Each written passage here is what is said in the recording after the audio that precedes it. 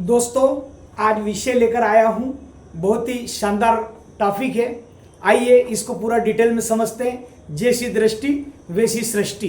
दोस्तों, इस जो सृष्टि है भगवान ने बनाई है, इसमें हम देखेंगे कि जैसी हमारी दृष्टि रहती है वैसी हमारी सृष्टि रहती है, यानी जैसी हमारी निगाहें रहती है वैसा ही आपको ये सृष्टि रिटर्न करती है। आइए इस डिटेल को हम समझते हैं इस वीडियो में कि क्या होती है जैसी दृष्टि वैसी सृष्टि।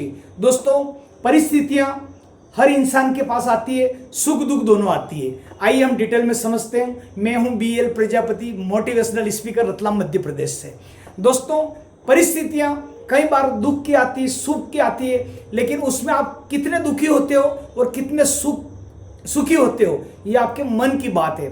हमारे एक मिलने वाले हैं दोस्तों, वो 40 साल से योगा करवाते हैं रतलाम में, और उन्होंने अपना सेंटर खोल रखा। लेकिन आप देखिए, जब उनकी पत्नी की डेथ हो गई तब वो इतने रोए, और जगह जगह एक नहीं कई जनों के आगे रोए और बोलते हैं यार इतनी अच्छी थी, चली गई, इतना मेरा ख्याल रखती, अब मेरा क्या होगा। तो आप 40 साल से योगा कर रहे हैं और आप अपने पत्नी के वियोग में मतलब इतने रो रहे हैं 80 साल की उम्र में, नाम नहीं लूंगा मैं, लेकिन उनको बहुत बड़ा दुख हुआ। कहने का मतलब ये हुआ कि आप योगा कर रहे हैं, प्राणायाम करवा रहे हैं और सुख दुख से आपकी निवृत्ति नहीं हुई, तो क्या भैया ऐसा मतलब जो है क्यों? तो जो एक अच्छा शिष्य होता है या जो सफल जिसके गुरु होते हैं, ब्रह्मज्ञानी गुरु, यदि उसमें अपना दृष्टिकोण मिला ले, गुरु का दृष्टिकोण मिला ले, तो दोस्तों वो सुख दुख कैसी भी परिस्थिति होगी उनके सिर पर पांव रख के वो नाचेगा, नृत्य करेगा। जैसे देखा होगा आपने, कभी किसी का तलाक हो जाता है तो बहुत सारे लोग डिप्रेशन में चले जाते हैं, हाई डिप्रेशन में चले जाते हैं, अरे यार पत्नी छोड़ के चली गई।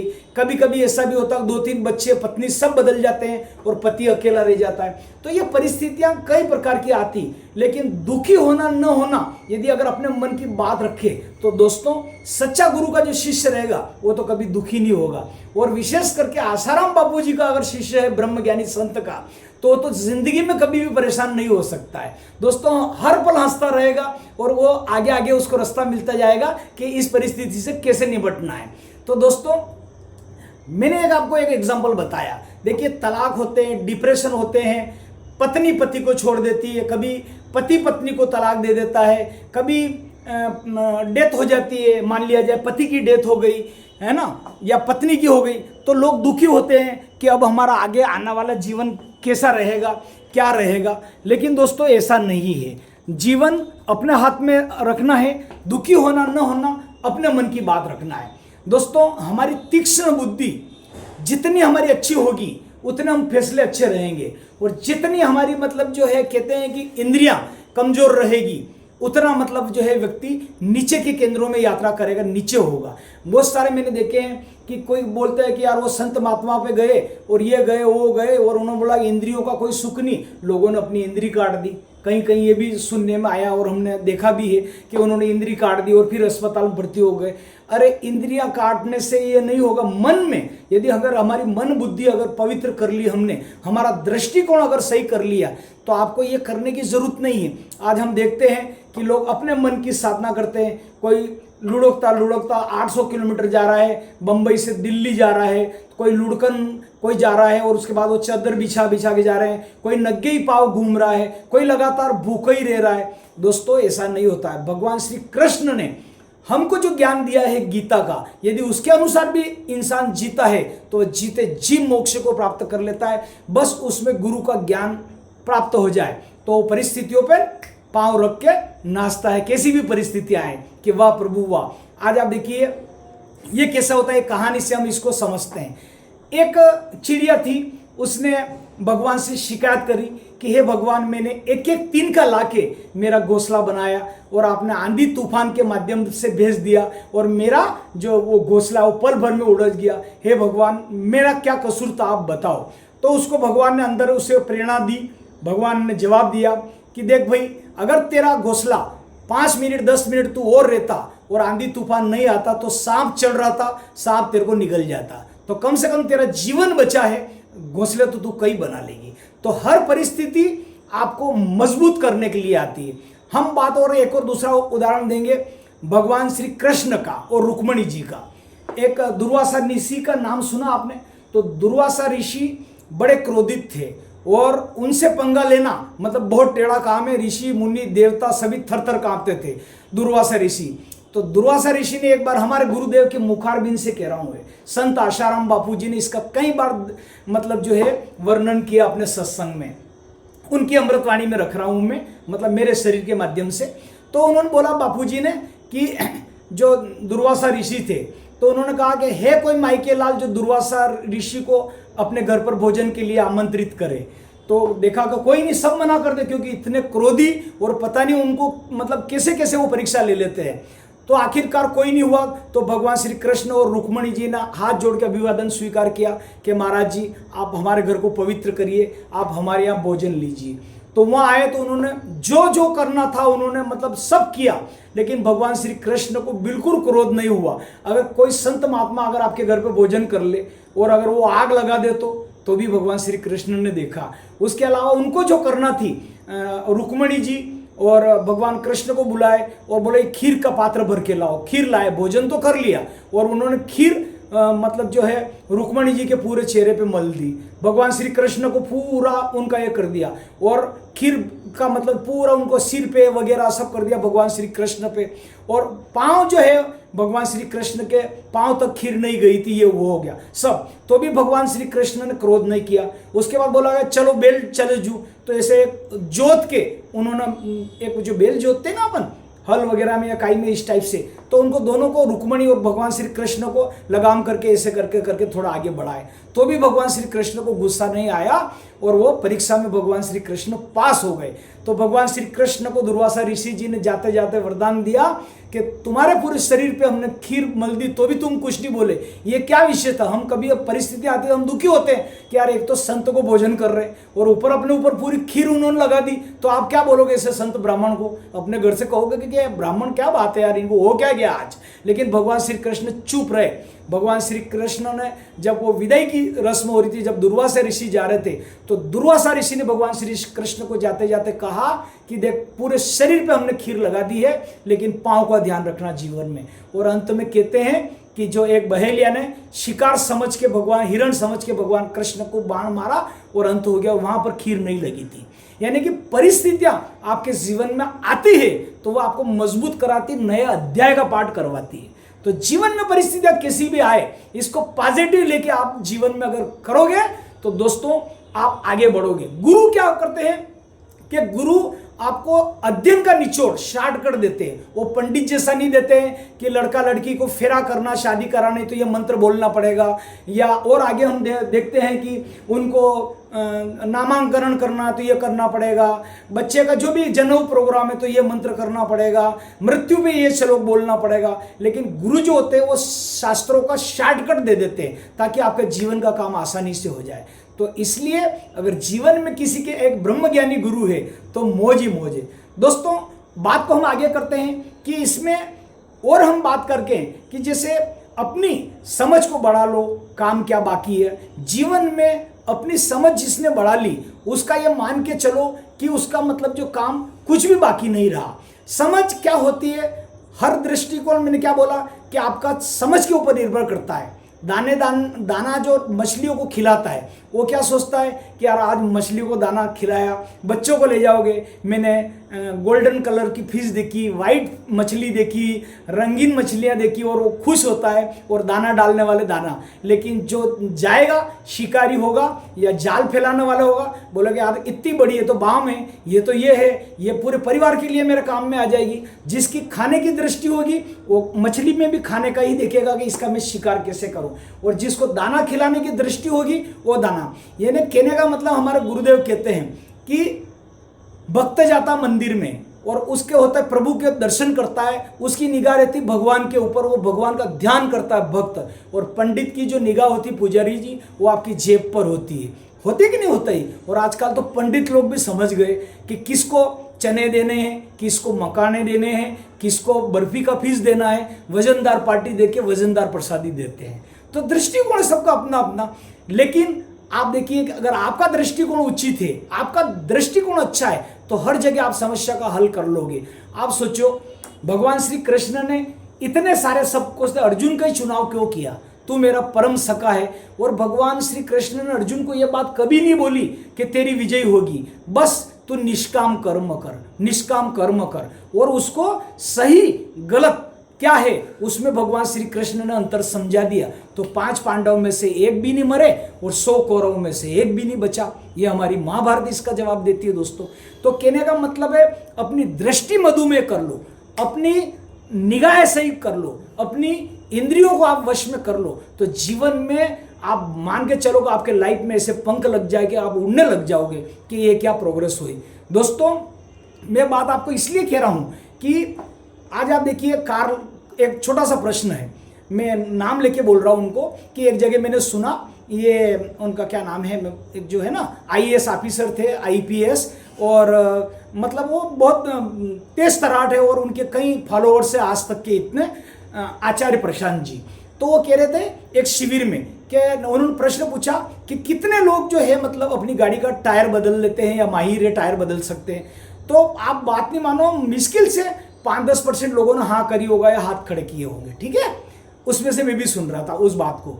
तो बाद उन्होंने कहा कि ऐसी फर्जी जिंदगी क्यों जीते हो, वास्तविक जिंदगी जीते हो, आपको गाड़ी का टायर बदलना आना चाहिए। और ये 4-5 दिन पहले मैंने सुना, और मेरी गाड़ी एक में सुंदरकांड, अभी हमारे शिक्षिका है लता दीदी, वो सेवानिवृत्त हुए, तो रात को सुंदरकांड करके आ रहा था मैं सुन के, तो सुंदरकांड में गया था, उनका इन्विटेशन था परिवार सहित। तो आया तो वो गाड़ी का पहिया सुबह में देखा तो बैठा हुआ है। तो मैंने कहा देखो 4 दिन पहले मैंने आचार्य प्रशांत जी की ये बात सुनी और उन्होंने बोला सभी काम करना चाहिए परफेक्ट। तो दोस्तों मैंने 8 साल हो गए, लेकिन जब जब गाड़ी पंचर हुई तो कभी ऐसी जगह हुई कि वहाँ ईजीएम जाके पंचर वाले को बिठा के ले आया, या कभी 2 जने और थे उन्होंने हेल्प कर दी टायर बदलने में, कभी क्या। लेकिन मैंने अकेले नहीं करी, कभी बच्चे साथ में थे। लेकिन मैंने कहा कि आज मैंने ये बात सुनी है तो मैं अकेला मतलब जो है इसका टायर बदलूंगा। और सुबह में आप विश्वास नहीं मानोगे, थोड़ा सा यूट्यूब खोला और देखा पूरा, और एक 5 मिनट समझा और फट करके मैंने स्टेपनी उठाई और पूरा किया, और मैंने 10 मिनट के अंदर टायर बदल दिया। समझे? तो परिस्थितियां आती है ट्रेंड करने के लिए। इसलिए जिंदगी में आप वास्तविक जियो तो बहुत सुखी रहोगे। और अगर आप सोचो कि नहीं यार, मैं आपका अंदर का जो हार्डवेयर है वो पूरी तरह से गड़बड़ है और बाहर के सॉफ्टवेयर को आप ठीक कर रहे हो, वो आपकी वास्तविक जिंदगी नहीं है। एक दिन मैं आपको दावे के साथ बोल रहा हूं बर्बाद हो जाओगे। इसलिए अगर आपको अच्छी लाइफ जीना है तो पहले अंदर का हार्डवेयर आप ठीक करो। क्या क्या बुराई है आप अपने कोने में बैठो और कागज पे लिखो कि ये शैतान मल तू तेरी क्या क्या बुराई 5-10 लिखो, और लिखने के बाद एक एक पे काबू पाओ और उस कागज को एक दिन जला दो आपकी बुराइयों को। आपको यूं विजय मिलेगी। और जिस दिन आपका ईगो हट गया और जिस दिन अंदर बाहर एक जैसे हो गए, वो इंसान पूजनीय और आदर्श हो जाएगा। आप मान के चलो, क्यों नकली लाइफ जीना। आज हमारा देखो, मैं करीब लगभग 7-8 कंट्री में विदेश गया अलग अलग, ठीक है। और हर साल मेरा MDRT हो जाता है, और कंपनी ने रस्सी इतनी बड़ी बांध रखी कि 3-3.5 हजार लोग जुड़ते उसमें MDRT में भाग लेते हैं, और 1 या 2 का होता है, बाकी लोगों का हो ही नहीं पाता। क्या कारण है? क्योंकि बिजनेस आपकी अगर अच्छी पॉलिसी है और ऑटो मोड में हो जाएगा तो आपके पास तो कितना भी बड़ा टारगेट हो जाएगा। आप सोचिए, मेरी 7-8 यात्रा हो गई। अभी मैं चीन जाके आया, इसके पहले सिंगापुर जाके आया, इसके पहले मैं इस्तांबुल गया, दुबई गया, मॉरिशस, इस टाइप से मतलब बहुत यात्राएं होती रहती है। आज बताइए, अभी मैं छोटा सा टारगेट किया ये यात्रा में, अभी वहाँ जाके आया मैं हांगकांग, और उसके बाद आते ही अभी मेरी एक यात्रा और हो गई पटाया की, वो पेंडिंग पड़ी है। वियतनाम की यात्रा मेरी नवंबर तक फिर हो जाएगी। तो आप सोचो ना, अंतर्राष्ट्रीय यात्रा तो आगे आगे चलती है। आपका पॉलिसी बेस्ट होना चाहिए, सामने वाले का आपको समझाने का तरीका अच्छा होना चाहिए। जिस पॉलिसी आप मैं ग्राहक को देता हूं उसका भी भला, मेरा भी भला, और उसको भी एक अच्छा पैसा मिले। क्यों हम गलत पॉलिसी मैटर पर काम करें। तो मुझे एक बात अच्छी लगी आचार्य प्रशांत जी की, कि आप हमेशा फर्जी मत जियो, गलत तरीके से मत जियो, गलत बात का सपोर्ट मत करो।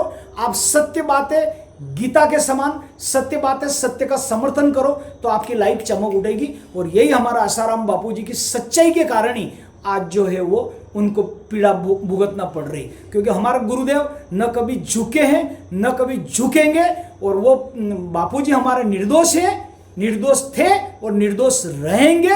और सरकार को घुटने टेक के माफी मांग के बापूजी को बाहर निकालना पड़ेगी। सत्य का आप इंतजार करो, सत्य परेशान हो सकता है, पराजित नहीं। मैं कितने वीडियो में कहा हूं दोस्तों, जिन्होंने भी संतों को सताया, चाहे रावण हो, हिरण्याकश्यप हो, या चाहे कंस हो, उनकी क्या हालत हुई है भगवान ने स्वयं अवतार लेके उनका मतलब जो क्या हालत करी आप देख सकते हो।